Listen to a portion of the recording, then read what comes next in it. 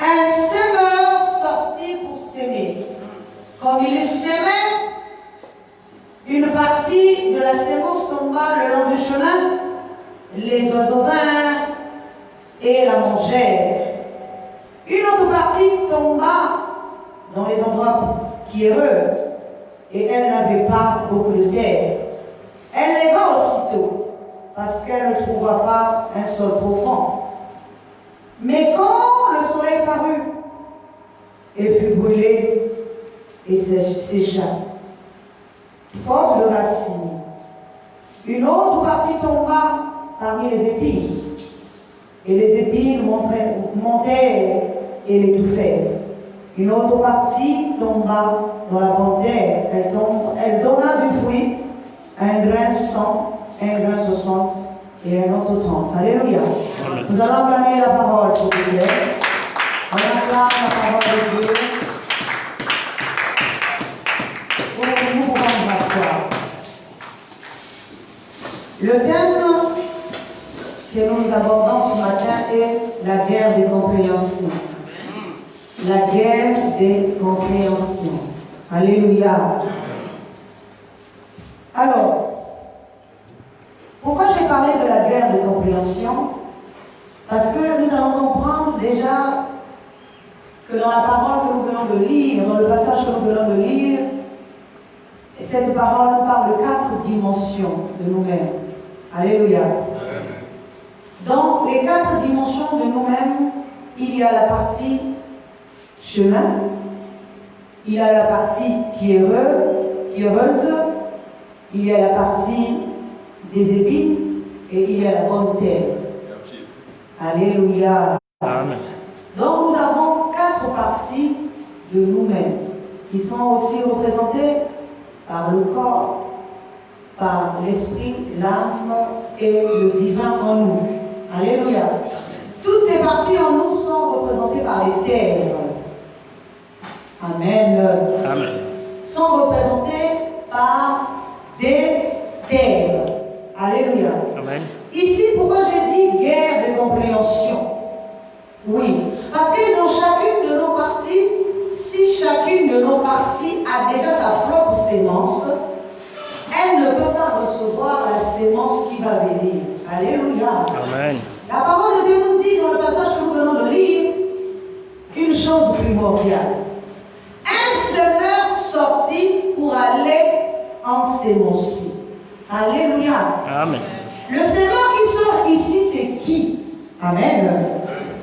Dites Amen. Il ne s'agit pas d'un semeur physique. Il ne s'agit pas de grains physiques.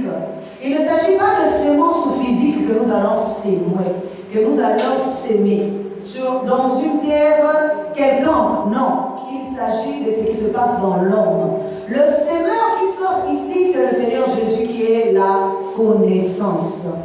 Alléluia.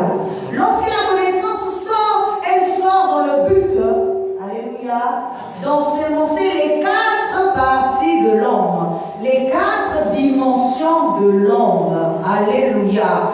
Elle ne sort pas en vain. La parole de Dieu dit que la parole de Dieu sort, elle ne tombe pas en terre sans avoir produit quelque chose. Alléluia. Elle ne revient pas à Dieu sans avoir produit quelque chose.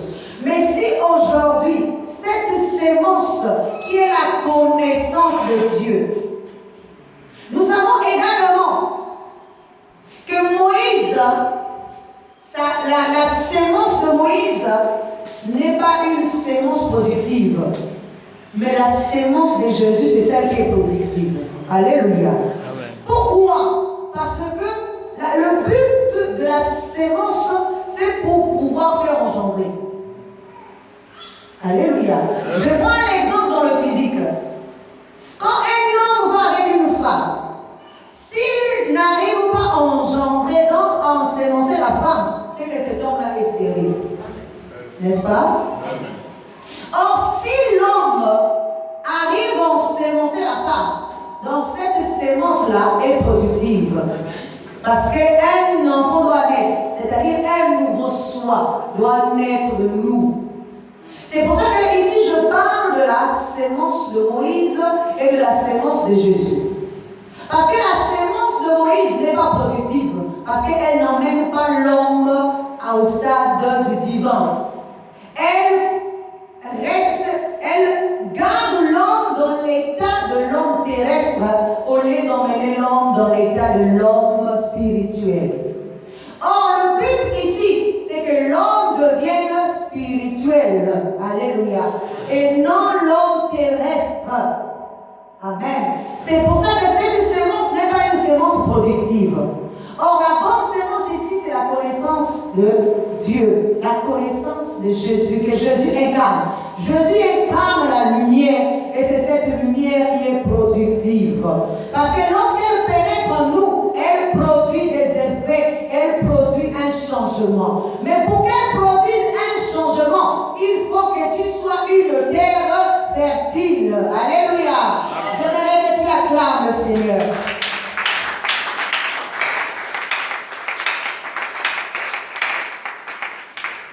Jésus dit, je suis le chemin, la vérité et la vie. C'est que si Jésus est un chemin, donc chacun de nous sommes des chemins. N'est-ce pas? Jésus dit, je suis le chemin, la vérité et la vie. Dans le sens physique, nous allons voir un chemin physique. Amen. Ne confondons pas aussi le chemin avec la route. Alléluia. Le chemin ici, c'est une compréhension. Alléluia. Ne confondons pas le chemin et la route. Là, nous sommes sur une route, mais le chemin, c'est une direction. Alléluia. Le chemin est une direction. Alors que la route, c'est celle que nous pouvons voir ici. Mais la direction est une autre chose. C'est que chacun de nous sommes une direction. Mais si nous sommes une direction, c'est qu'on veut semer quelque chose pour que nous allons vers la direction céleste. C'est le chemin. Alléluia. Mais la parole de Dieu nous dit qu'après avoir le chemin, après avoir reçu la sémence, elle ne sait pas préserver cette sémence. Dites Amen. Oui, il est dit que les oiseaux du ciel sont venus et ont commencé à manger la sémence. Ce qui veut dire quoi? Lorsqu'il y a enseignement, lorsqu'il y a la connaissance qui tombe dans la partie corps, cette partie est tellement faible, elle est tellement manipulable que n'importe quel esprit vient consommer ce qui a été planté là. Alléluia. Amen. C'est pour ça que nous voyons que cette partie ne croit pas. C'est-à-dire n'avance pas, ne pousse pas, stationne. Alléluia. Amen. Mais comment voulez-vous réussir dans la vie si c'est qu'un seul là ne pousse pas? Dites Amen. Alléluia. Parce que la partie terre ici, c'est la partie extérieure de toi. Tu veux être productif, mais pour être productif, il faut que tu commences déjà par être ensemencé. N'est-ce pas? Je vais vous prendre encore cet exemple dans le physique. Prenons cette terre physiquement. Si on ne met pas la bonne sémence, il y aura rien aussi qui va pousser. N'est-ce pas? Si je prends un exemple, si nous voulons avoir par exemple des légumes, il faut planter des légumes. Si nous voulons avoir des fruits, il faut planter des fruits. Bon, vous n'allez pas me dire que cette terre qui est là, ce n'est pas travaillé. Donc même si on arrose les pluies, ce qui va sortir ici, c'est l'air. L'air ne va pas te nourrir. Alléluia. L'air va pousser, mais l'air ne va pas te nourrir. Ce qui va te nourrir ici, c'est la sémence. La sémence qui doit te nourrir ici, ça doit être le fruit, ça doit être les légumes, ça doit être tout ce qui va nourrir l'homme. Or, l'homme ici, c'est d'abord toi-même. Ta partie corps ne peut être productive que si tu reçois de la sémence. Mais si la sémence ne reste pas, qui va te nourrir? Alléluia. C'est pour ça que nous donnons la faute toujours aux autres. C'est pour ça que nous voyons que c'est toujours la faute des autres. Parce que nous n'allons pas dire qu'on n'en est pas en train de nous ensemencer. Alléluia. Nous sommes ensemencés, nous sommes enseigner. Mais cette parole ne trouve pas une place. Pourquoi? Parce que nous sommes légers. Notre esprit est léger. Alléluia. Notre esprit est manipulable. Je prends seulement l'exemple pour ceux qui viennent ici à l'église. Et quand on a fini d'enseigner ici, et que nous sortons ici, il y a une voix étrangère qui vient te parler. Non seulement dans ta propre tête, ou encore dans la tête de quelqu'un d'autre, la voix étrangère vient prendre tout ce que nous avons enseigné.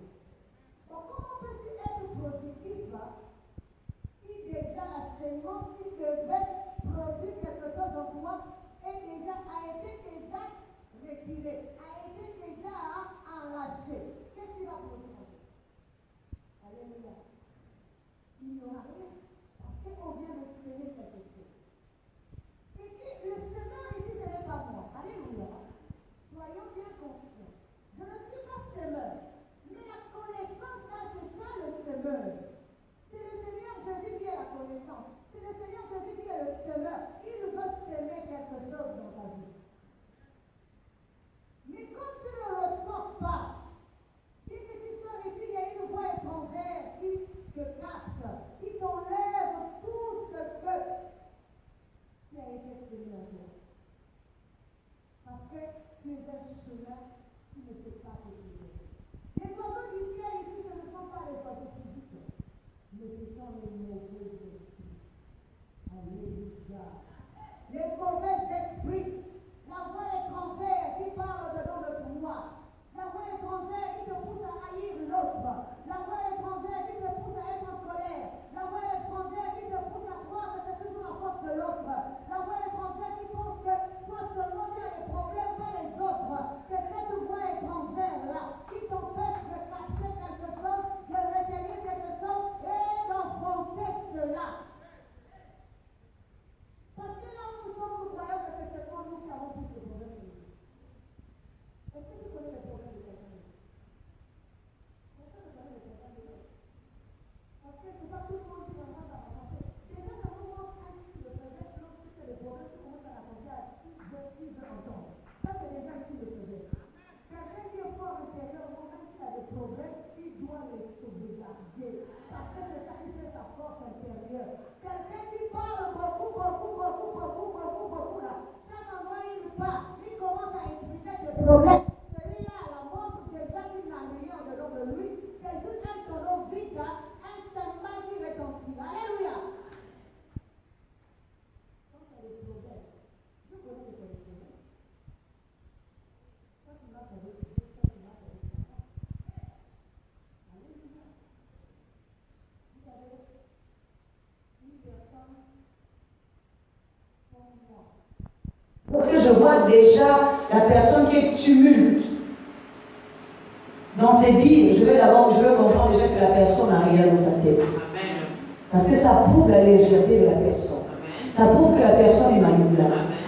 C'est pour ça que nous voyons les gens qui ne sont pas fixes. Il suffit que quelqu'un vienne leur dire, là-bas, il y a quelqu'un qui gagne qui est puissant. Là, nous courons, nous tous, nous allons à quelqu'un qui gagne là-bas. Après, nous allons à papa qui gagne là-bas. Et après, parce que nous ne sommes pas stables. Ce qui rentre en nous ne demeure pas. L'oiseau du ciel vient manger.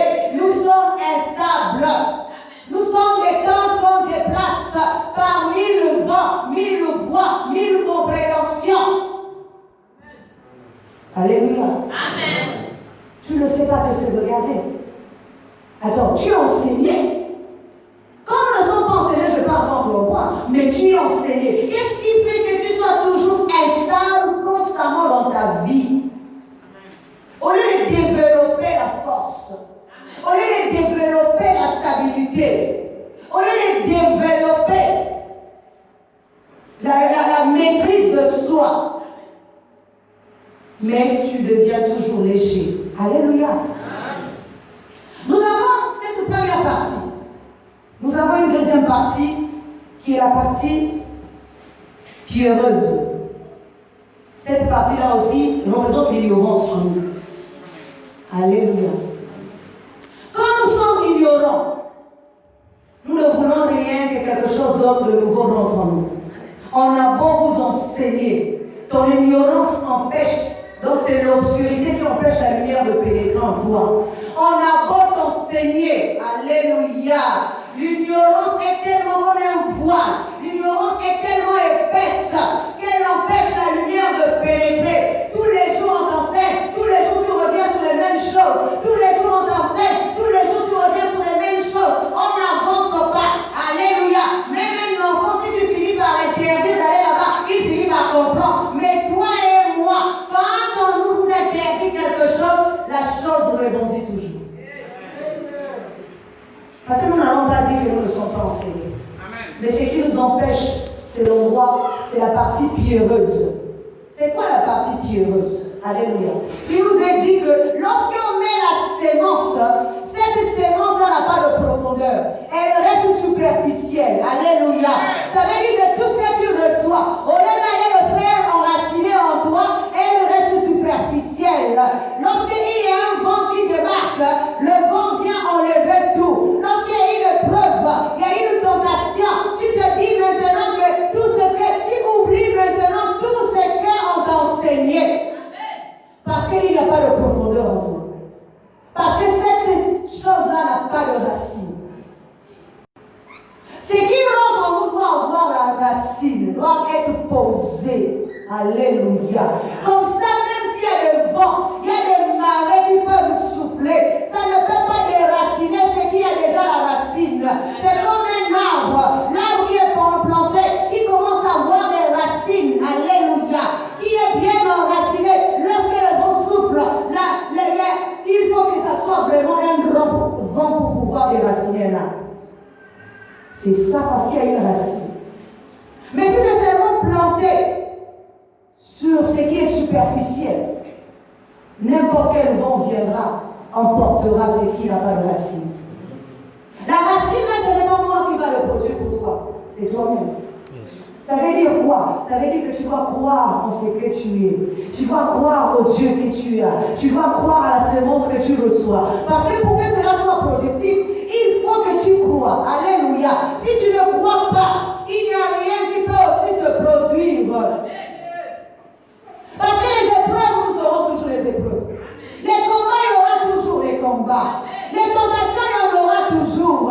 Personne dans le monde ici ne peut dire qu'il va passer sa vie dès sa naissance jusqu'à sa mort sans passer par les épreuves, sans passer par les combats, sans passer par les problèmes. Alléluia. Il y en aura toujours. De la même manière, le sorcier passe par les tentations. De la même manière, le magicien va passer par les tentations. C'est de la même manière qu'un chrétien, qu'un homme simple aussi passera. Parce que chacun de nous avons nos propres combats. Alléluia. Il n'y a pas quelqu'un qui passe dans ce monde-là sans épreuve.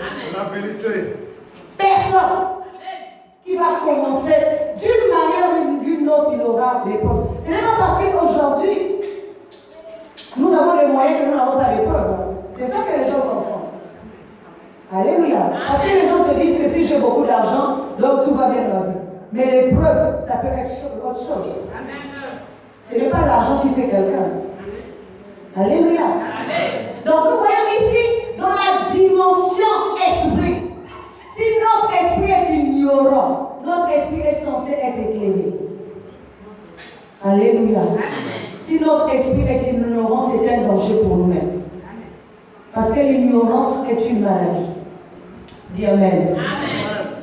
L'ignorance est une mort spirituelle. Il est dit, mon peuple périt faute de connaissance.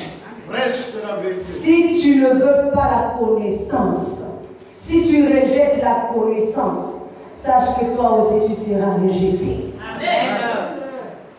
Alléluia. Amen. Donc nous avons cette deuxième partie qui est aussi cette terre dans l'esprit. Si l'esprit là ne produit rien, ce n'est pas une bonne chose pour nous. Amen.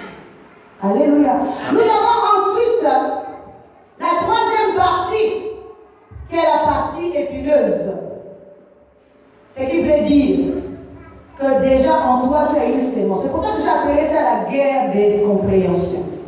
Parce que même la partie pierreuse, la pierre là est déjà une sémence. Elle empêche l'autre sémence de venir. Donc elle fait la guerre au-dedans de toi.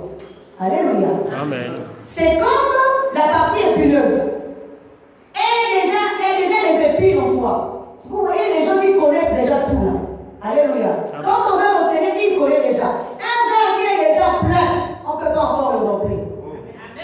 Dites Amen. Un verre qui est déjà plein. Quelqu'un qui connaît déjà tout.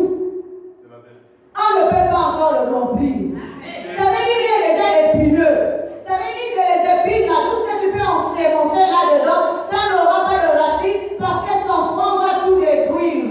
Ce n'est pas quelqu'un d'autre qui viendra détruire, mais c'est lui-même qui détruit automatiquement ce que il reçoit. Parce qu'il se dit qu'il connaît déjà. Je connais déjà, on ne peut pas m'enseigner. Dans la vie, on apprend toujours. Personne n'est supérieur que l'autre. Même là où je suis, là en tant que pasteur, j'apprends les autres pasteurs. Alléluia. Mais il y a des gens qui connaissent déjà tout. Tu as beau leur enseigner. Ils vont vous écouter. Ils vont, mais dans son cœur, ça ne rentre pas parce qu'il connaît déjà tout. Il n'aime pas les reproches. Mais comment quelqu'un peut avancer sans reproche? Alléluia. Amen. Même le reproche, là, c'est un enseignement. C'est pour t'aider à te relever là où tu es tombé. Mais si tu connais déjà, si tu ne veux pas qu'on te reproche, comment peux-tu relever? Parce que tu ne peux pas voir la faute qui est dans. Tu n'as pas qui se trouve dans ton œil, mais tu vois toujours plutôt la poudre qui se trouve dans ton œil, tu vois la paille qui se trouve dans l'œil de l'autre. Mais quelqu'un veut te dire, mais attends mon frère, pendant que tu vois la poudre de la paille de l'autre, toi-même tu as une poudre. Mais toi tu refuses de dire, j'ai une poudre, tu vois seulement la paille de l'autre. Là tu as un souci.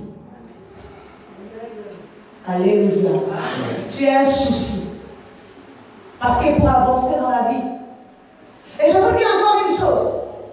Quand quelqu'un vient seulement pour vous flatter, il ne vous rend pas service. Quelqu'un va vous dire la vérité là où ça ne va pas.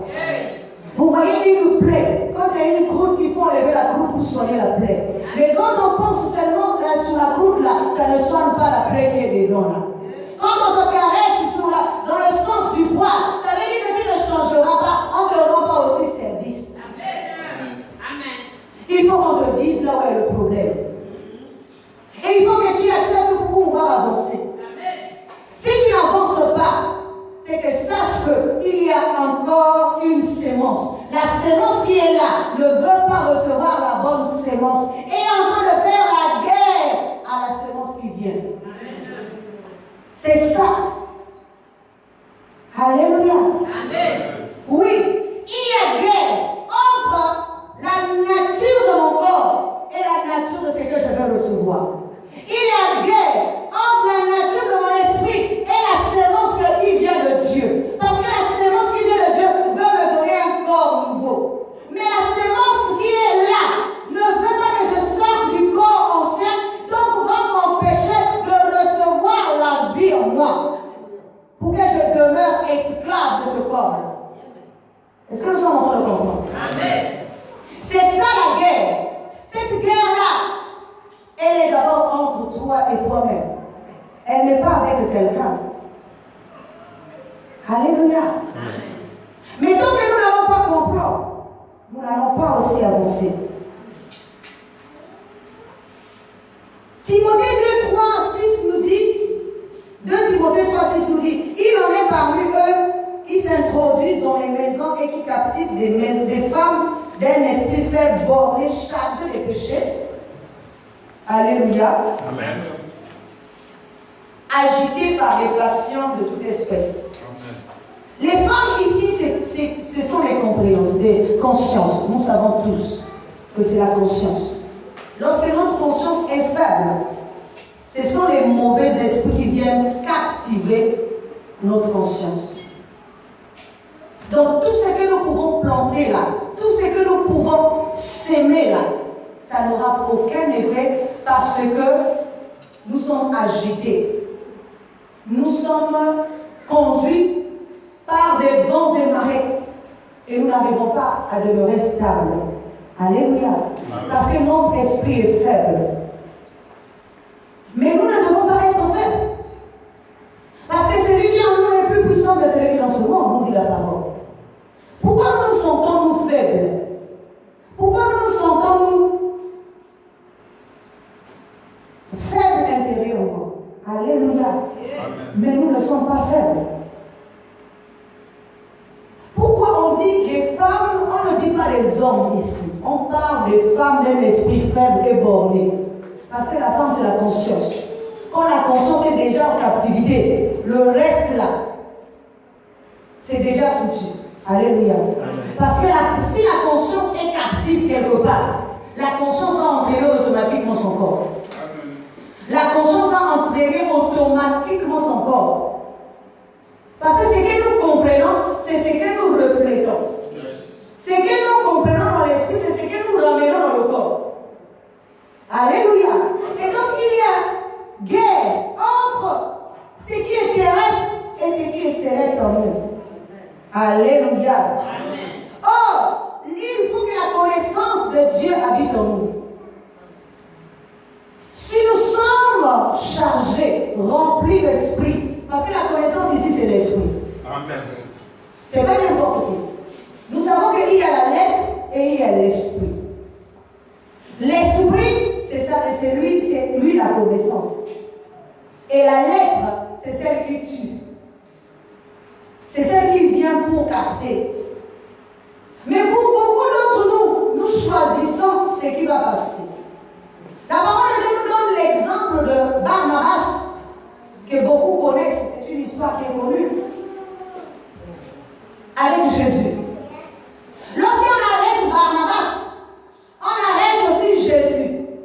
Mais la parole de Dieu nous dit qu'au moment de choisir, les gens ont choisi Barnabas et ont crucifié Jésus. Qu'est-ce que cela représente? Ce qui représente ici, les gens aiment bien ce qui est passager au lieu de ce qui est permanent. Les gens aiment bien ce qui est superflu au lieu de ce qui est profond. Les gens aiment bien la lettre au lieu de la révélation, au lieu de l'esprit. Les gens aiment bien l'ignorance au lieu de la compréhension. Les gens aiment la faiblesse. Ils préfèrent Barnabas. Or, il nous a dit, ceux qui sont venus avant moi ont été des brigands et des voleurs. Il ne s'agit pas de brigands physiques, il ne s'agit pas de voleurs physiques. Car il est dit également, le voleur ne vient que pour égorger et pour détruire. Le voleur ici, c'est le mauvais enseignement, la mauvaise sémence. Il vient pour te détruire. Mais s'il vient pour te détruire, c'est que tu lui as laissé l'accès. Sachez-le, le voleur ne peut pas venir voler ce qui est à toi si tu ne lui laisses pas l'accès. C'est que quelque part tu as ouvert une porte. C'est que quelque part tu as ouvert une fenêtre. C'est que quelque part tu as donné une fissure, une entrée. Et c'est ça qui fait que le voleur vienne chez toi et que le voleur vienne prendre ce qui est à toi. Ça se passe dans ton esprit. Ça ne se passe pas physiquement. Les choses spirituelles ne se passent pas physiquement, mais les choses spirituelles se passent dans l'esprit. C'est que quelque part il y a eu une faiblesse. C'est que quelque part il y a eu une entrée et le diable a pénétré et profité par là. Le voleur ne vient que pour voler. Le voleur ne vient que pour dérober. Mais il est dit que lui, il est le bon berger. Ça veut dire la meilleure connaissance. Quand tu es dans la connaissance céleste, elle veille sur toi. Elle ne permet pas que tu débordes. Elle ne permet pas que tu ailles au-delà de tes forces. Elle ne permet pas que tu ailles au-delà. Ça veut dire quoi? L'homme qui est dans la connaissance céleste a des principes. Yes. Alléluia. Amen. Si tu manques de principes dans la vie, sache que le dérobeur sera toujours là pour te prendre. Tu dois avoir des principes. Tu dois connaître là où s'arrêtent tes limites. Où s'arrêtent tes limites. Alléluia. Un homme qui n'a pas de principe, c'est des flots qui débordent dans tous les sens. Mais tu dois connaître tes limites. Dieu dit à la mer, ici s'arrêtera l'orgueil de tes flots. Dieu donne les limites. Mais toi, tu ne donnes pas tes limites à ton esprit. L'esprit peut faire ce qu'il veut, où il veut, quand il veut.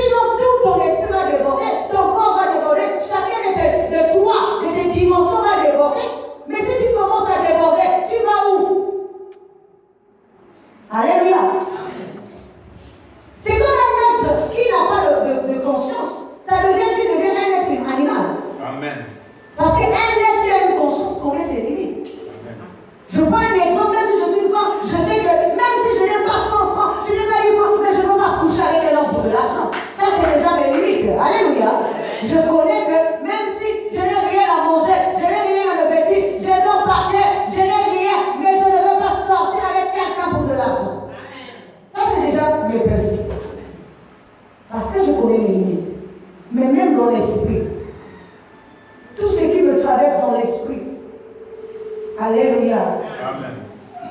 Tout ce qui vient de l'esprit n'est pas forcément de Dieu. C'est ce que les gens confondent. Moi j'ai rêvé, moi j'ai eu des visions, moi j'ai pensé comme ça. Mais tout ce qui vient de l'esprit n'est pas de Dieu. Parce que s'il y a la guerre entre le terrestre et le céleste, alléluia, il y a la guerre entre les deux compréhensions en toi.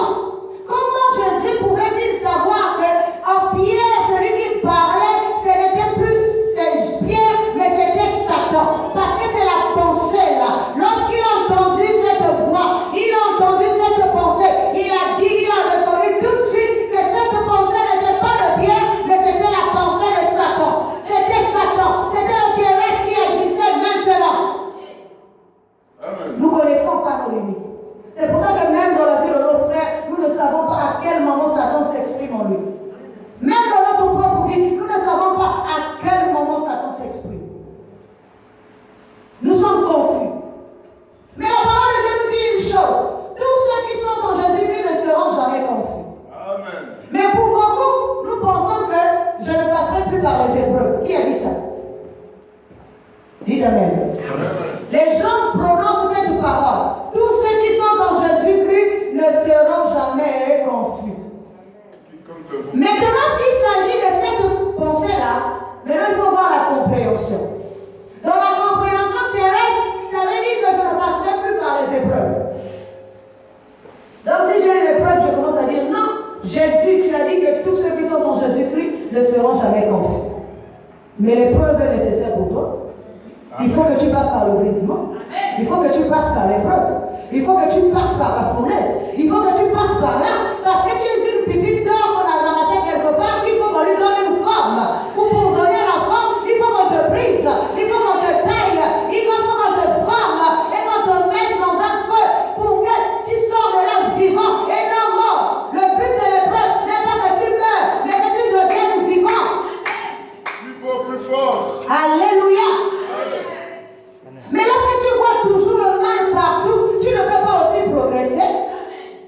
On ne peut pas te donner un fort. C'est comme lorsque la parole de Dieu nous dit que le potier, c'est celui qui est en train de donner forme à l'argile. Mais l'argile lui dit, pourquoi me donnes-tu cette forme? Oh, alléluia. Mais moi, je suis le potier. Moi, je connais quelle forme je vais te donner. Toi, tu es l'argile. On est en train de te manipuler pour qu'on te donne la forme adéquate. Mais c'est toi qui dis tous les jours, Dieu, pourquoi tu me donnes ceci? Dieu, pourquoi tu me fais passer par cela? Dieu, pourquoi ceci? Mais toi, tu n'es une simple argile dans la main de Dieu. Et Dieu veut te donner une forme. Laisse Dieu te donner la forme qu'il veut. Amen. La forme que tu as là, ce n'est pas la bonne forme. Je ne parle pas de ta forme physique, mais je suis en train de parler de ta forme spirituelle. C'est cette forme-là qui est nécessaire devant Dieu. Dieu veut te donner une forme. Pour qu'elle te donne une forme, il faut que tu passes par le brisement. Il faut que tu passes par, il faut qu'on te taille. Il faut qu'on te forme. Il faut qu'on te dissout. Parce que la première forme-là n'était pas la bonne forme. Il faut que maintenant on te dissout d'abord. Alléluia. Je prends encore un exemple. Une pipite d'or. Vous voyez, je ne sais pas si vous voyez une pipite d'or. C'est de l'or, hein, mais qui n'a aucune forme. Il faut qu'on puisse polir cela pour lui donner la belle forme. Mais pour avoir la forme définitive, il faut qu'on mette cet or-là dans le feu pour le dissoudre. On le dissout et après on lui donne une forme. Bon, maintenant, le bijoutier qui est en train de faire ce travail-là, l'or va lui dire, attends, j'étais déjà bien. Amen. C'est ce que nous voyons dans la spiritualité. Quelqu'un qui ne prie pas encore. Des fois, il a tout et il se dit que je suis bien. Mais tu n'es pas bien. Ce qui est bien, qui doit être bien en toi, doit être à l'intérieur. Ce n'est pas l'argent, ce n'est pas le matériel. Ce qui est nécessaire, c'est l'être intérieur qui doit être fait à l'image de Dieu, qui doit être formé à l'image et à la ressemblance de Dieu. Amen. Pas à l'image et à la ressemblance de l'homme. de peu. Alléluia. Tu te contentes de peu. Donc la connaissance doit habiter en nous. L'homme doit accepter l'enseignement. L'homme doit accepter la compréhension céleste.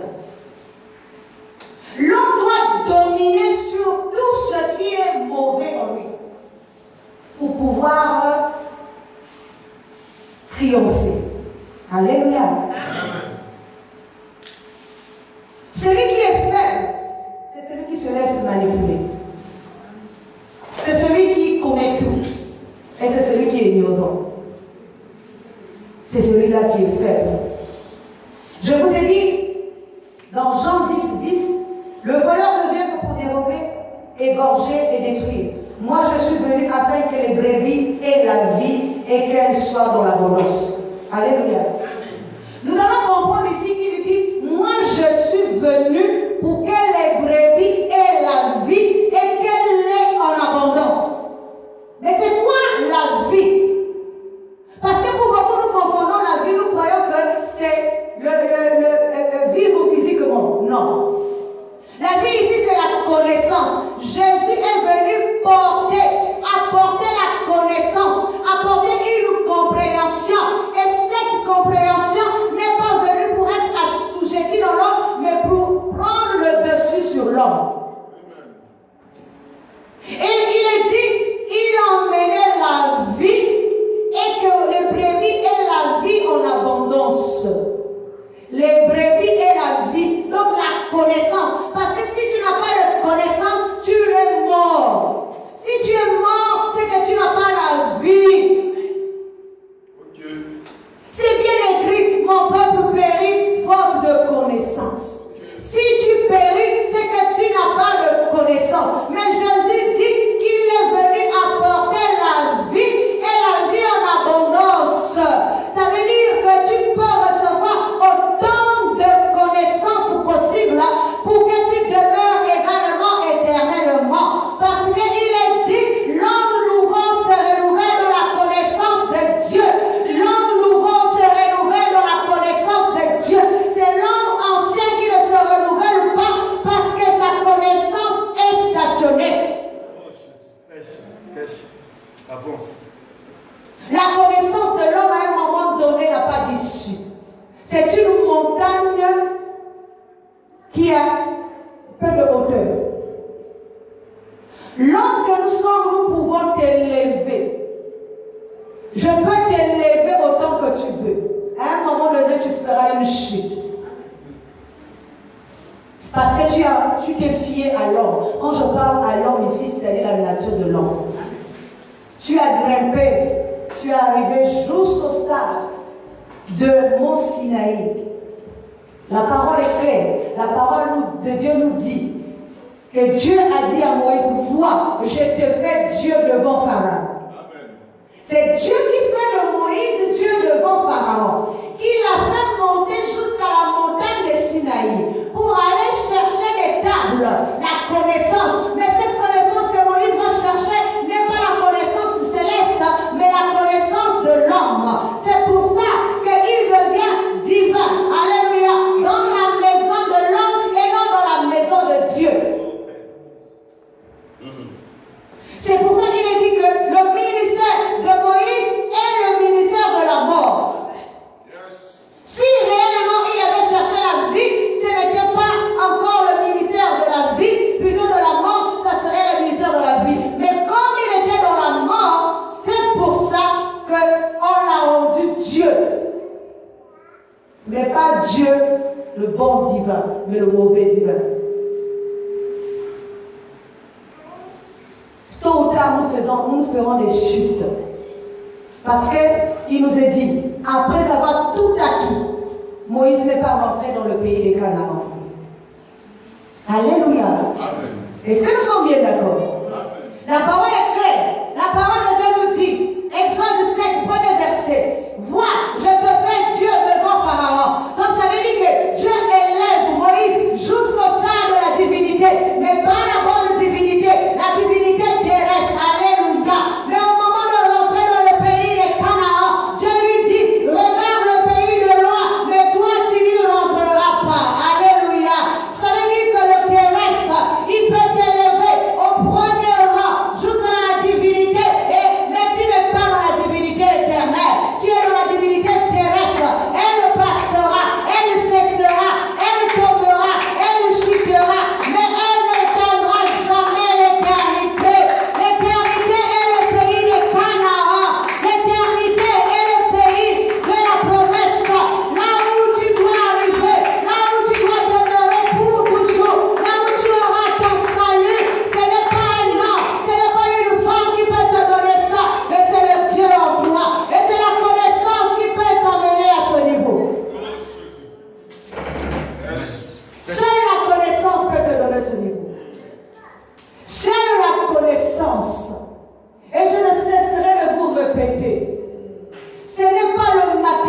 t'emmènera dans ce niveau. Même si nous avons besoin du matériel, même si nous avons besoin de maison, ça c'est normal, mais la véritable maison c'est le corps éternel. La véritable habitation c'est le corps éternel. Le véritable pouvoir c'est la connaissance. Alléluia. Oui, on peut t'élever, mais tu passeras. De la même manière que l'homme passera, toi aussi tu passeras. Parce que tu ne rentreras pas dans le pays de Canaan. Le but ici, c'est que nous puissions rentrer dans le pays de Canaan, recevoir la vie et la vie en abondance. La vie ici, c'est la connaissance. Aujourd'hui, en chacun de nous, il y a une guerre. La guerre de compréhension. Parce que chaque dimension en nous s'exprime. Et s'exprime à sa manière. Et veut s'exprimer pour prendre la première place. Mais ce n'est pas. Nous laissons chaque côté de nous prendre la première place. Mais le but, c'est que nous puissions atteindre la divinité. Donc je disais que la vie, c'est la connaissance. Et elle doit être en abondance. Et si nous la rejetons, nous rejetons la vie et l'esprit.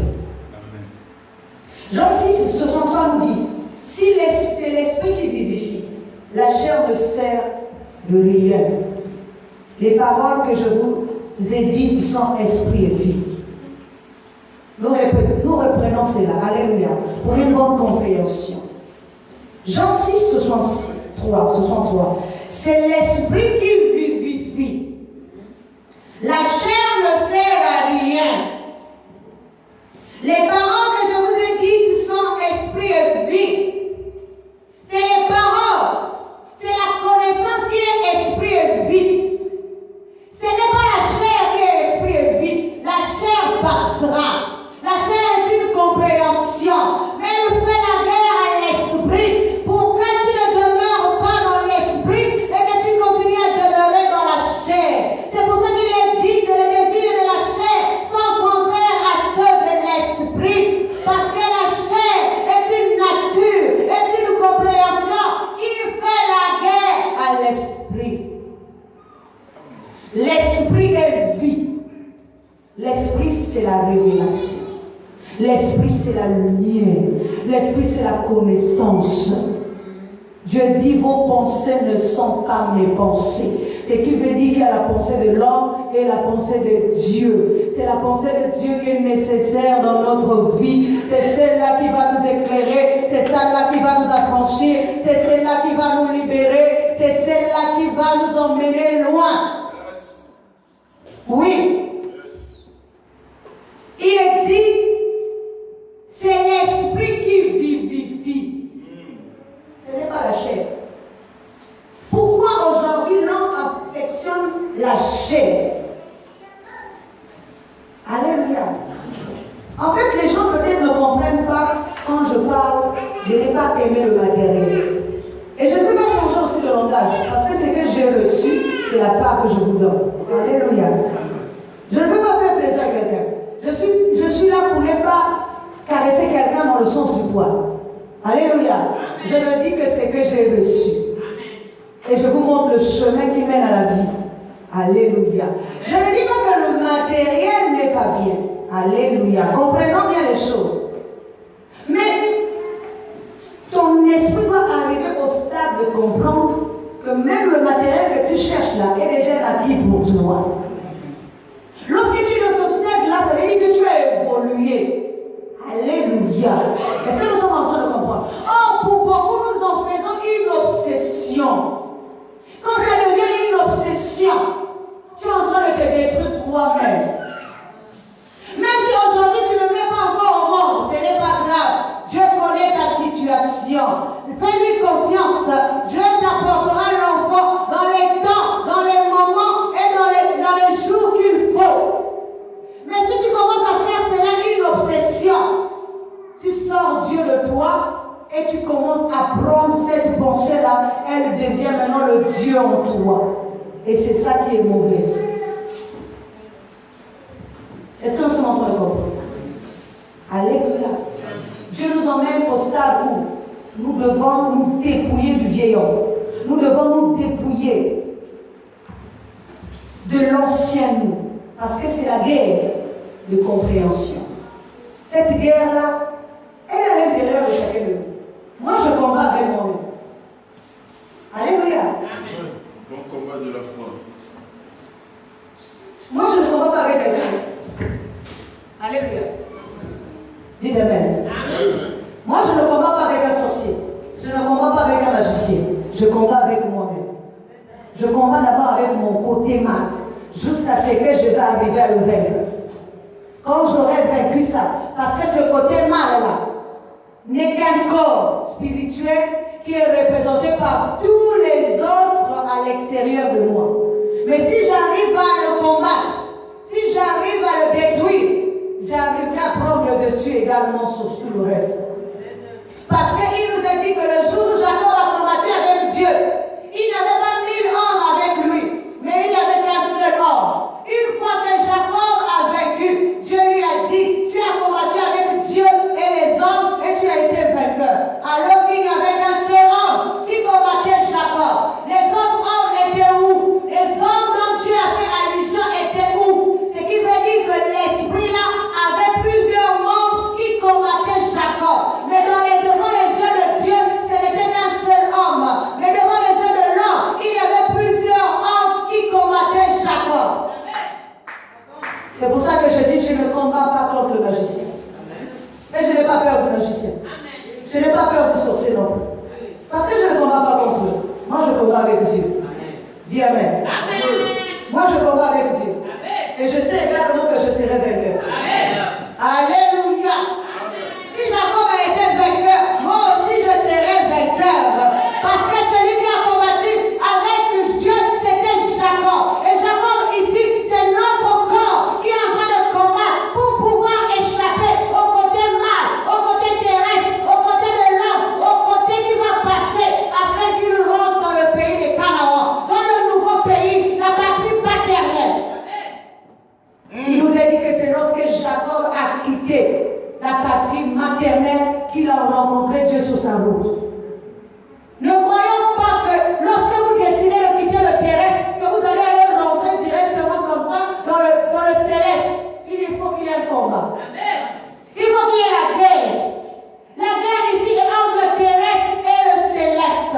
Si tu veux devenir céleste, il faut que tu combattes d'abord le terrestre en toi. Lorsque tu arriveras à combattre et à vaincre, c'est là que Jacob a béni Dieu. Et Jacob a dit, lorsqu'il a compris avec qui il était en train de combattre, tant que la nuit régnait, ça veut dire l'obscurité, Jacob ne connaissait pas avec qui il était en train de combattre. Mais quand il y a eu la lueur du jour, le jour commençait à pénétrer, ça veut dire la compréhension, la connaissance commence à rentrer dans Jacob. Jacob commence à comprendre, l'homme avec qui que je suis en train de combattre ici n'est pas Satan, n'est pas le sorcier, n'est pas le magicien de ma famille, mais c'est Dieu. Et si c'est Dieu, alléluia, là je vais le tenir, je vais le prendre, je vais m'attacher à lui. Il est dit que Dieu va lui dire, qui es-tu? Il a dit, je suis Jacob. Parce que si tu ne connais pas ton identité, comment tu connais ton identité? Est-ce que tu connais même ton identité terrestre? Alléluia. Dis Amen. Je ne parle pas de ton identité physique. Il faut que tu connaisses déjà même ton identité terrestre. Avant que tu connaisses l'identité spirituelle. Commence déjà même par ton identité spirituelle. Tu sais qui tu es. Alléluia. Il ne s'agit pas de quelque chose de physique. Je ne parle pas de moi en tant que blanche palette, mais je parle de moi en tant qu'être terrestre. Si je ne connais pas qui je suis, je ne peux pas aussi rentrer dans le céleste. Il faut que je connaisse d'abord qui je suis terrestrement. Parce que Jacob était parti dans la patrie maternelle. Avant de quitter la partie maternelle, il nous a dit qu'il a coupé 3 branches des arbres. L'olivier, l'amandier et un autre arbre. Je ne me rappelle plus du nom. Mais ce sont les 3 arbres, ce qui représente le détachement avec la patrie maternelle. Il faut se détacher. Lorsque nous nous détachons nous commençons à aller vers autre chose. Nous commençons à nourrir nos brebis, ça veut dire notre corps, de ce qui va nous enlever. Il a dit, vous êtes du monde, mais vous n'êtes pas du monde. Mais si vous êtes du monde, à un moment donné, il faut qu'on vous détache du monde. Si tu es dans le monde et que tu n'es pas du monde, c'est qu'à un moment donné, il faut que tu quittes le monde. Alléluia. Pour que tu quittes le monde, il faut qu'on te brise les liens et t'attaches avec le monde. Alléluia. Dis amen. Si tu es du monde, tu resteras attaché au monde. Mais si tu n'es pas du monde et que tu es du milieu du monde, c'est-à-dire du milieu terrestre, à un moment donné, les liens qui t'attachaient avec le monde doivent être coupés parce que tu commences à monter. Et lorsque tu montes, tu fais une ascension. Et l'ascension ici, c'est pour t'emmener vers le céleste. Vers ta patrie paternelle, vers la compréhension de Dieu, vers ce qui est de lumière, vers ce qui est vie, vers ce qui est éternel. Oui. C'est pour ça que Jacob, en quittant la patrie maternelle, a rencontré Dieu sur son chemin. Il a combattu avec Dieu. Mais il n'a pas dit que c'était le sorcier de sa famille. Dis amen. Oh, dis amen. Il n'a pas dit que c'était le magicien de sa famille. Il n'a pas dit que c'était le persécuteur. Non, il a reconnu que c'était Dieu. Et il a dit, toi, le Seigneur, je vais te tenir. Et Dieu lui a posé la question, qui es-tu? Il a dit, je suis Jacob. Dieu a dit, non, tu n'es plus Jacob. À partir d'aujourd'hui, il venait de combattre avec Dieu. Et il venait de gagner Dieu. Alléluia. J'aimerais que ça tombe pour ça. Parce que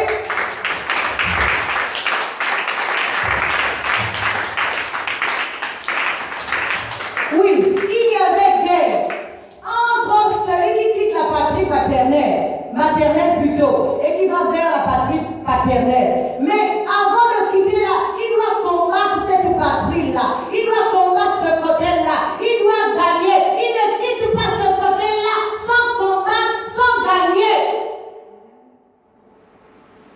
Il est dit qu'il a combattu avec Dieu et les hommes.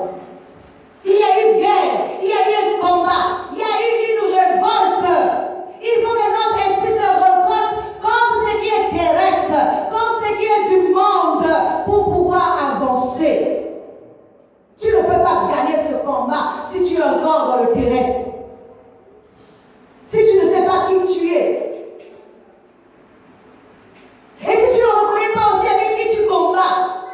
Si tu crois que c'est seulement ton frère que tu vois en face de toi, tu combats le mauvais combat. Il faut que ton esprit commence à se dire, je combats avec Dieu. Et je dois avoir la victoire sur lui. Et lorsque tu auras cette victoire, alléluia, c'est là que tu changeras de nature. Parce que Dieu dit, Dieu va répondre à Jacob. Tu ne t'appelleras plus Jacob, mais tu t'appelleras Israël. Alléluia. Israël ici, ça veut dire une nouvelle nature, une nouvelle identité, une nouvelle compréhension. Il venait d'apercevoir la lumière. Il venait de comprendre avec qui il était en train de combattre. Il venait de s'attacher à Dieu. Il a dit qu'il n'a pas laissé Dieu. Bon, quand tu combats avec lui, alléluia. Dis amen. C'est ce que les gens oublient. Des fois, celui qui est en train de te persécuter, c'est celui qui te bénira. Dis amen. Amen. Tu vas me dire comment? Alléluia. Amen. Je vais vous donner un exemple. Il nous a dit que Anne était stérile. Elle pleurait dans le temple avec espoir d'avoir un enfant. À un moment donné, Élie, le sacrificateur, est venu me dire, femme, pourquoi pleures-tu? Si tu es ivre et tout. Ça s'appelle de la persécution. Si quelqu'un n'est pas en Christ, il va répondre mal à cet homme-là. Or, cet homme-là qui est en train de te persécuter, c'est celui qui va avoir le bénir. Alléluia. Puisqu'elle avait compris, elle était dans la dimension spirituelle. Elle ne cherchait pas un enfant physique ou un enfant terrestre, mais elle cherchait un enfant spirituel qu'elle allait encore offrir à Dieu comme temple, comme maison d'habitation, comme une demeure éternelle. C'est pour ça qu'elle va répondre à Élie. Seigneur, je ne je ne suis pas ivre, mais je suis en train de chercher quelque chose. Et Élie va lui dire, c'est que tu es en train de chercher, tu l'auras l'année prochaine. Alléluia. C'est pour ça dans la vie, comme tu ne peux pas savoir d'où sortira ta bénédiction. Alléluia.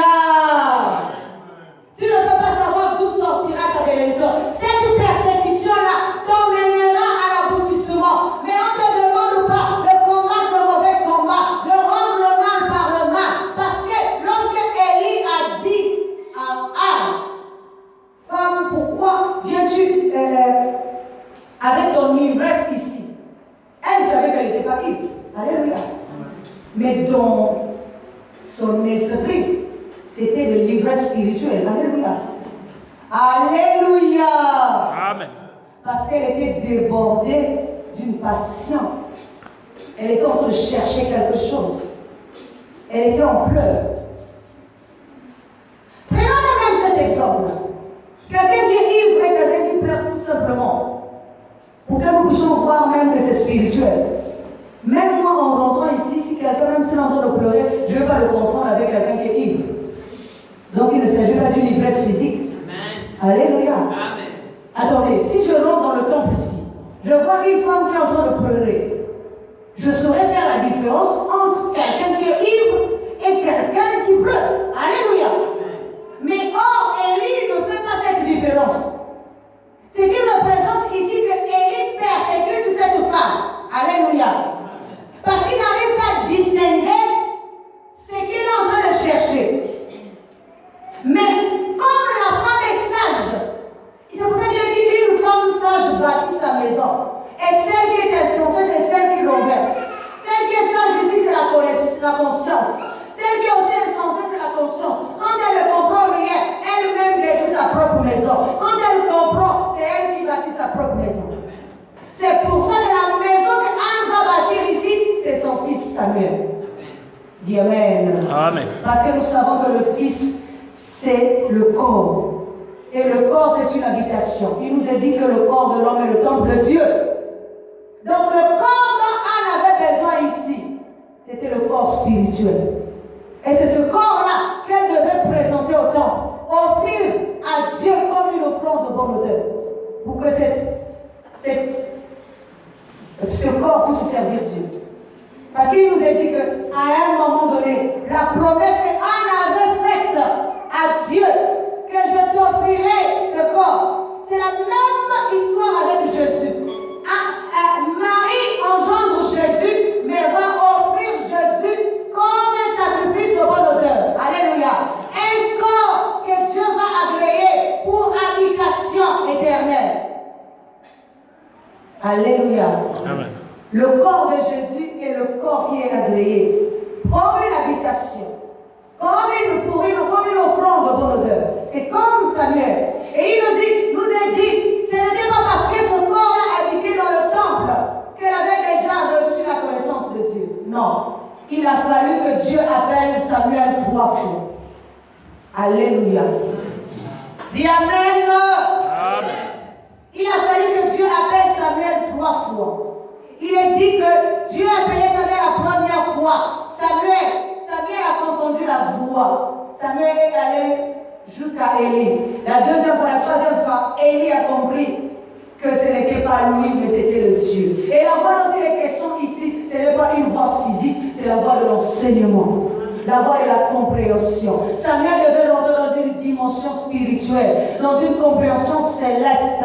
Pour cela, il a fallu qu'il entende une première fois, une deuxième fois, une troisième fois. Alléluia. Pour qu'il comprenne, pour qu'il soit guidé. Et celui qui l'a guidé, c'est son premier maître. Alléluia. Il lui a dit la prochaine fois que tu entendras cette voix, dis-lui que me voici. Parce qu'il était un corps paré et préparé, prêt maintenant à recevoir la connaissance de Dieu, prêt maintenant à recevoir la conscience divine, prêt maintenant à recevoir ce qui est céleste, prêt maintenant à recevoir la sémence. Alléluia. Amen. Est-ce que vous savez que lorsque nous sommes ici, nous sommes dans le terrestre comme dans une école? Alléluia. Amen. Parce qu'il nous a dit que la loi a été pour nous une pédagogue. Ça veut dire que la loi là est représentée par Élie qui couvre seulement le corps pour pouvoir lui donner une forme. Jusqu'à ce que le corps apprenne la forme adéquate. Lorsqu'elle aura la forme adéquate, c'est là qu'elle entendra. Il entendra la voix céleste. Comme l'homme que nous sommes aujourd'hui, nous avons été donnés à Moïse, c'est-à-dire à la lettre, à la compréhension terrestre, juste pour qu'on nous donne une forme, juste pour que nous grandissons, juste que nous soyons parés. C'est comme l'épouse. L'épouse aujourd'hui, c'est l'église. Et quand je parle de l'église, c'est toujours le corps qui est paré, préparé, qui doit être une église sans tache et sans ride. Toi et moi, nous devons être des églises sans tache ni ride pour pouvoir recevoir l'Esprit de Dieu, pour pouvoir recevoir la connaissance de Dieu, pour pouvoir recevoir la compréhension de Dieu, pour pouvoir recevoir la connaissance de Dieu. C'est cette connaissance qui nous rendra invisibles. C'est cette connaissance qui nous rendra invincibles. C'est cette connaissance qui nous rendra forts devant le mal, devant ce qui va passer. Alléluia. Amen. Oui, la guerre de compréhension. Nous arrivons à la fin. Dans 2 Corinthiens 5, 8, il nous est dit, nous sommes pleins de confiance et nous aimons mieux quitter ce corps et demeurer auprès du Seigneur. Oui. Pourquoi Paul dit qu'il aimerait bien quitter ce corps? Si nous voyons de manière physique, nous allons dire qu'il va mourir physiquement. C'est pas ça. Il dit, nous aimerons bien quitter ce corps et vivre auprès du Seigneur. Mais il ne s'agit pas de mourir physiquement. Il s'agit de quitter le terrestre et d'aller vers le céleste. Vivre auprès du Seigneur, auprès de Dieu, auprès de la lumière, auprès de la compréhension, auprès de ce qui est suprême, ce qui est au-dessus, pas de ce qui est bas. Parce que la bassesse nous rend captifs de nous-mêmes. La bassesse nous rend captifs de l'homme terrestre. Mais Paul dit que nous aimerions bien quitter ce corps. Comment nous allons quitter ce corps? Expliquez-moi. Alléluia. Paul dit, nous aimerions bien quitter ce corps et vivre auprès du Seigneur. Comment nous allons quitter ce corps et vivre auprès du Seigneur? Si nous quittons ce corps, déjà ça veut dire quoi? Déjà ça veut dire, ce qui nous prouve ici qu'en réalité dans l'homme c'est l'esprit. Ce n'est pas le corps. Parce qu'il est dit, nous aimerons bien. Qui va quitter le corps? C'est l'esprit en nous. Qui va quitter le corps? Mais pour aller où? Alléluia. C'est ça la connaissance, comprendre ce qui est profond. Il dit, nous aimerions bien quitter ce corps et aller vivre auprès du Seigneur. Ce qui veut dire quitter la partie terrestre et vivre dans la partie céleste. Ce qui est plus important. Et c'est ça que je vous enseigne. D'aimer ce qui est céleste. D'aimer ce qui est vie. D'aimer ce qui ne passera pas. Parce que Paul dit que la mort pour lui était un gain. Qui de nous physiquement est mourir? Alléluia. Dites Amen. Amen. Qui de nous physiquement est mourir? Mais Paul nous dit que pour lui la mort c'est un gain. Mais de quelle mort? Ça veut dire qu'il va mourir dans le terrestre pour vivre dans le céleste. Ce n'est pas dans le sens physique qu'il veut mourir, mais il veut mourir dans le terrestre. Et puis il y a un passage que je vous ai déjà dit ici, je crois de 1 Corinthiens 4, si je ne me trompe pas, à partir du 13e verset, où Paul dit, nous les vivants, nous ne dévancerons pas ceux qui sont morts. Alors ce passage-là j'aime bien, parce que je me suis dit, bon attends, Paul là, il est encore vivant jusqu'aujourd'hui. Dis Amen. Amen. Paul dit, nous les vivants, nous ne dévancerons pas ceux qui sont morts. Bon, attends, donc il vit encore jusqu'aujourd'hui, si c'est dans le sens physique. Donc il est encore là. Alléluia! Amen. Il dit, nous les vivants, nous ne dévancerons pas ceux qui sont morts. Donc il dit que les vivants, qu'il représente lui, Paul, ils doivent attendre que le mort ressuscite d'abord. Donc vous voyez ici que ce ne sont pas les choses physiques. Parce que Paul, dans le sens physique, si nous voyons cela physiquement est mort. Mais s'il est vivant, c'est que ça veut dire que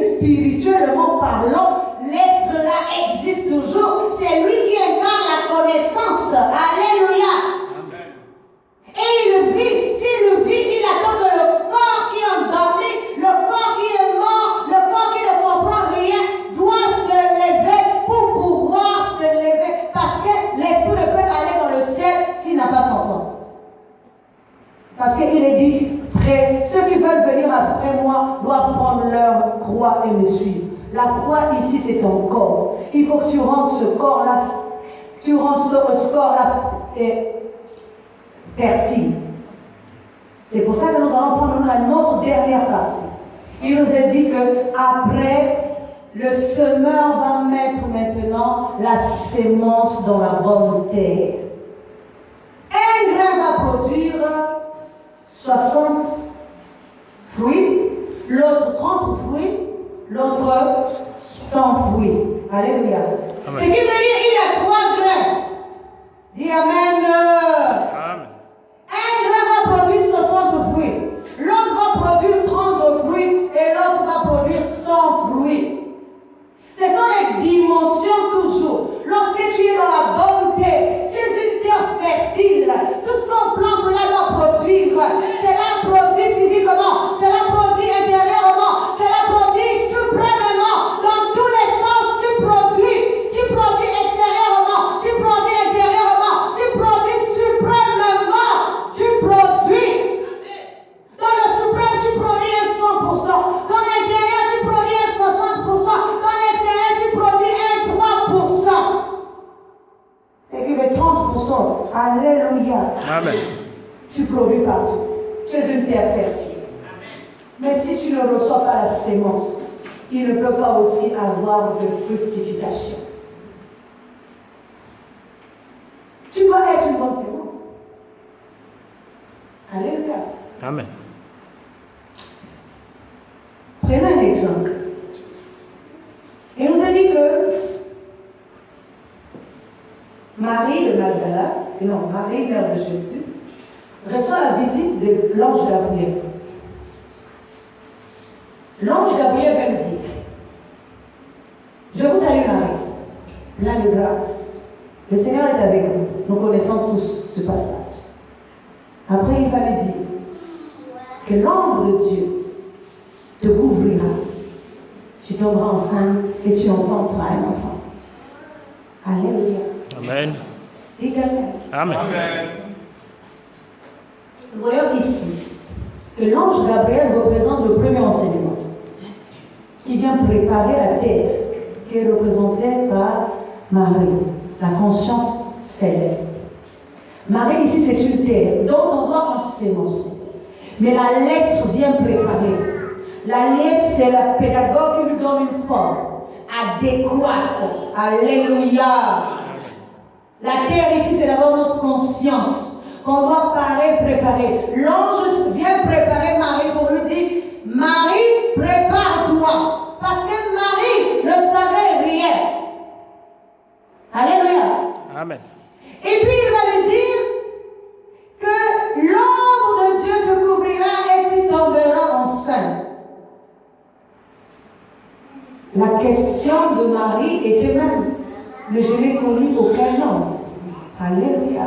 Amen. Parce que Marie c'est la partie visible, la conscience qui va faire naître maintenant ce qui est intérieur vers l'extérieur. Elle n'a pas connu ce qui est caché. Elle n'a pas connu la révélation. Elle n'a pas connu ce qui était caché, ce qui était mystère. Mais on lui dit de préparer, de se préparer afin qu'elle enfante cela dans la partie extérieure. Comment peut-elle arriver à faire naître ce qui est mystère, ce qui est caché, ce qui est caché vers l'extérieur, vers le visible?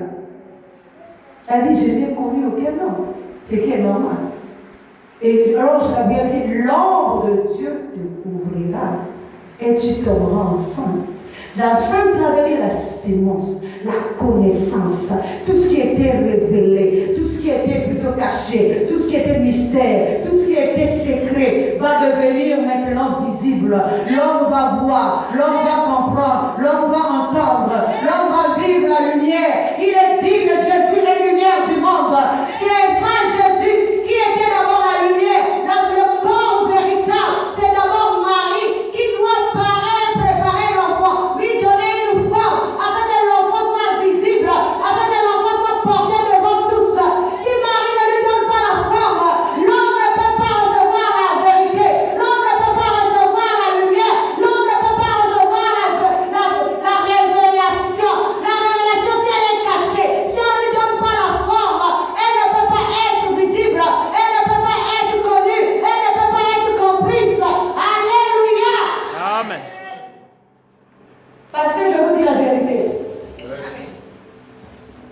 Je vous dis la vérité. Tout ce qui est caché de Dieu, nous on ne comprend pas ça parce qu'il n'y a pas de forme. Alléluia. Prenons la connaissance qui n'a pas de forme. Tu vas l'expliquer comment? C'est une connaissance qui n'a pas de forme. Pourtant elle existe, mais elle n'a aucune forme. Maintenant, pour que tu comprennes ce qui est caché, ce qui va être révélé, il faut qu'on donne une forme à cela. Lorsqu'on va donner une forme, c'est Marie, c'est la terre qui reçoit la sémence, qui donne une forme. Une fois qu'elle a donné la forme, elle peut le présenter. C'est pour ça que le 8e jour, Marie emmène l'enfant Jésus à la synagogue pour présenter la révélation, pour présenter la lumière, pour présenter la visibilité, pour présenter tout ce qui était caché à la synagogue, donc à l'homme, pour présenter à l'homme la vérité, pour présenter à l'homme la lumière. Jésus dit, je suis lumière du monde. Si Jésus est lumière du monde, donc dans le sein de Marie, Jésus est la lumière qui doit prendre forme afin d'être révélé à l'homme. Alléluia. Jésus dit, je suis la lumière du monde. Si la lumière, c'est que cette lumière était cachée, elle était quelque part, il fallait lui donner une forme, afin que cette forme soit connue de tous, afin que cette forme soit acceptée de tous. Et c'est pour ça que Marie donnera une forme. Amen. Toi et moi, nous sommes des consciences. Nous ne devons pas être des consciences stériles. Nous ne devons pas être des consciences infructueuses. Mais nous devons être cette conscience qui reçoit la vérité, qui reçoit la sémence de Dieu et lui donne une forme. Une fois que tu as donné la forme, tu dois emmener l'enfant Jésus dans la synagogue. Ça veut dire présenter à l'homme. L'homme, c'est mon corps. Je dois lui dire maintenant, tu dois comprendre la vérité. Tu dois comprendre la révélation.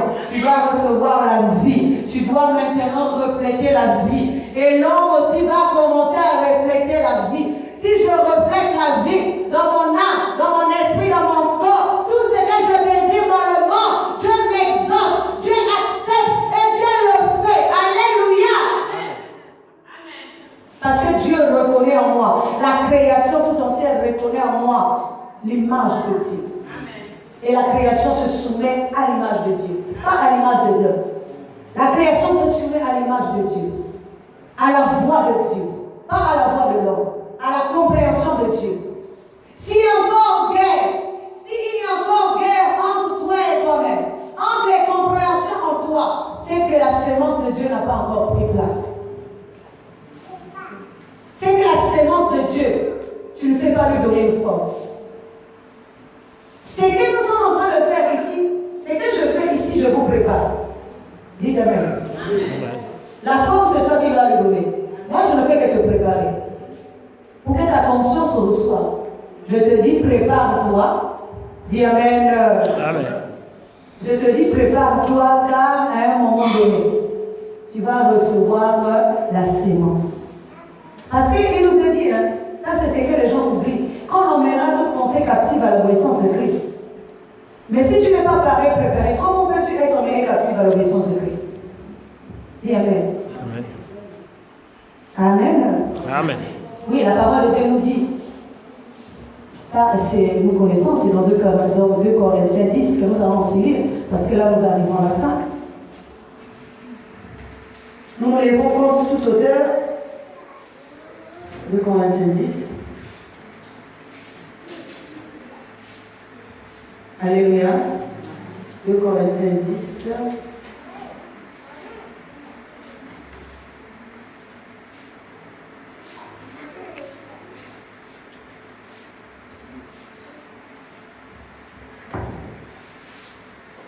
Alors, nous allons commencer dans la partie du Seigneur verset. Si nous marchons dans la chair, nous ne combattons pas selon la chair. Car les armes avec lesquelles nous combattons ne sont pas charnelles, mais elles sont puissantes par la vertu de Dieu pour renverser les forteresses. Nous renversons les raisonnements et les auteurs qui se lèvent contre la connaissance de Dieu et nous emmenons toute pensée captive à l'obéissance de Christ. Nous sommes prêts aussi à punir toute désobéissance lorsque votre obéissance sera complète. Alléluia.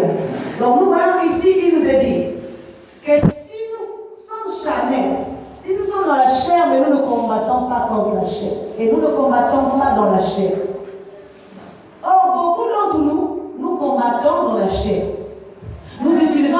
les âmes et la chair. Donc le mal contre le mal. On ne peut pas utiliser le mal contre le mal. Il faut utiliser le bien contre le mal pour vaincre, pour gagner. Et il est dit, qui que ce soit te fait du mal, alléluia. Pour gagner ce combat, il faut toujours rendre grâce à Dieu dans la vie. Tout ce qui t'arrive de bon, de mauvais. Pour gagner ce combat, même si on t'insulte, même quand on te juge, on te condamne, même quand on t'accuse, même si on dit n'importe quoi, continue à rendre grâce à Dieu. Parce que tu ne combats pas contre la chair et le sang, mais tu es en train de combattre contre le mauvais esprit. Vous savez ce qui tue l'homme la plupart du temps dans le sens physique? Parce qu'il n'accepte pas son sort. Alléluia. Amen. Même quand tu passes une période difficile, au lieu d'accepter que c'est une période que Dieu t'a donnée, tu vas commencer à chercher les pouces sur la tête des autres. C'est pour ça que tu ne gagnes pas. Commence par te dire que c'est une épreuve que Dieu t'a donnée. Accepte-le comme une épreuve. Même si c'est 10 ans, ça va pas. Même si c'est 12 ans. Dieu dit dans sa parole. J'aime bien aussi cette parole, cette pensée-là. Il dit, Dieu, il dit, il permet la tentation. Ok? Mais au-delà de la tentation, il y a toujours une issue. Tu ne peux pas être tenté au-delà de tes forces. Amen. Or, nous refusons cette pensée-là, que nous pouvons être tentés. Dieu dit que tu ne peux pas être tenté au-delà de tes forces. C'est que tu es tenté. N'est-ce pas? C'est ce que Dieu dit. Tu ne peux pas être tenté au-delà de tes forces. Mais c'est que tu es tenté. La parole de Dieu nous dit que dans Matthieu 4, le premier verset, il nous a dit que Dieu, l'Esprit a conduit Jésus sur la montagne afin d'être tenté par le diable. Ce n'est pas quelqu'un d'autre qui a conduit Jésus sur la montagne. C'est l'Esprit. Ici, là, nous allons dire quoi? C'est papa, maman, tonton, machin. Non, il nous a dit. Pourquoi? D'abord, Satan. Ne savait-il pas que celui qui va aller tenter là, c'est le Fils de Dieu? Jésus ne savait pas qu'il allait être tenté par Satan. Alléluia. Et l'Esprit qui conduit Jésus là, pourquoi l'a-t-il conduit jusqu'à Satan pour que Satan le tente? C'est pour qu'il sorte de là vainqueur. Alléluia. L'esprit céleste et l'esprit terrestre doivent se battre, doivent s'affronter, ils doivent avoir guerre, mais il faut que l'un diminue et que l'autre croisse. C'est pour ça, tant que Jean-Baptiste régnait, Jésus ne pouvait pas croître.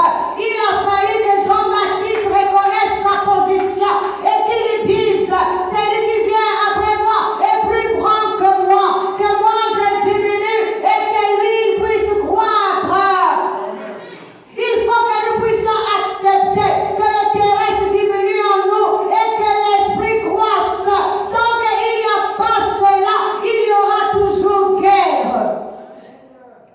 Il y aura toujours guerre de compréhension. Jean-Baptiste reconnaissait. Il a dit que moi je diminue et que lui croisse. L'esprit va croître, le corps va diminuer. Il a dit, je ne suis pas digne de délier la croix de ses chaussures. Ça veut dire quoi? La connaissance. Donc, le terrestre n'est même pas digne d'atteindre même le niveau de l'esprit. Il faut qu'il diminue. Pourquoi il continue à croire? Parce que nous lui laissons la place. Nous lui laissons dominer en nous. Nous laissons vivre. Il faut que l'esprit croisse et que la chair diminue. Il faut que le terrestre diminue et que l'esprit croisse. Il faut que les ténèbres cessent afin que la lumière grandisse. L'ignorance doit s'arrêter afin que la connaissance prenne de l'ampleur, puisse t'éclairer. Si tu veux que ta vie aille de l'avant, si tu veux que toute chose marche en toi, si tu veux grandir spirituellement, physiquement, dans tous les sens, reconnais que le terrestre doit diminuer et que l'esprit doit croître. Alléluia. Amen. Tant qu'il n'y aura pas tout ça, il y aura toujours guerre. Alléluia. Alors, donc, nous arrivons à la fin, j'ai fini. Je pense que La guerre des compréhensions, c'est d'abord entre les ténèbres, qui est le géant, représenté par Goliath, et la lumière, l'étincelle de vie, représentée par David, qui s'affrontent en nous. Et l'un doit diminuer et laisser croître l'autre. Mais il faut que nous soyons dans le bon corps, le corps stable, le corps spirituel. Romains 7, 23 nous dit, mais je vois dans mes membres une autre loi qui lutte contre la loi de mon entendement et qui me rend captif de la loi du péché qui est dans mes membres. Donc nous voyons ici que la loi de l'entendement est une chose et la loi du péché aussi une chose. Mais les membres, eux, sont neutres. Paul dit, je vois dans mes membres une loi qui n'est pas la loi de mon entendement. Donc il y a deux lois qui se battent. Qu'est-ce qu'ils sont en train de se battre? Pourquoi? Pour conquérir les membres. C'est comme la tête, le corps qui est représenté par l'Église. Moïse est d'abord la première tête, représenté aussi par Jean-Baptiste. Il faut qu'on le décapite la tête pour laisser maintenant, pour poser la seconde tête. Mais il n'y a qu'un corps pour les deux têtes. Alléluia. La première tête doit tomber pour laisser la seconde tête. C'est pour ça que nous voyons que lorsque Jean-Baptiste est mort, on n'a pas vu où se trouvait son corps. On a vu juste sa tête sur un plateau. Parce que ce corps-là doit être récupéré, puisque ce corps représente l'Église, ce corps représente l'épouse, qui doit maintenant épouser la conscience divine, qui doit maintenant épouser le Seigneur. Le Seigneur étant la tête de l'Église, qui doit se poser sur cette Église. Et c'est ce qui se fait actuellement. Actuellement, tout ce que nous sommes en train de faire, c'est pour poser la tête qui est Jésus sur le corps qui est l'Église. L'Église a été arrachée aux ténèbres. L'Église a été arrachée à Jean-Baptiste, à Moïse.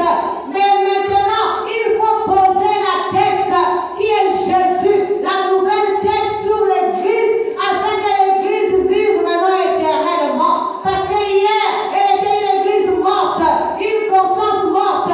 Maintenant, il faut qu'elle soit une conscience vivante pour vivre éternellement. Amen. C'est ce que nous sommes en train de faire. Tout cela pour la gloire de Dieu. Que la parole de Dieu nous trouve place. Merci beaucoup. Nous bénissons Dieu pour sa parole.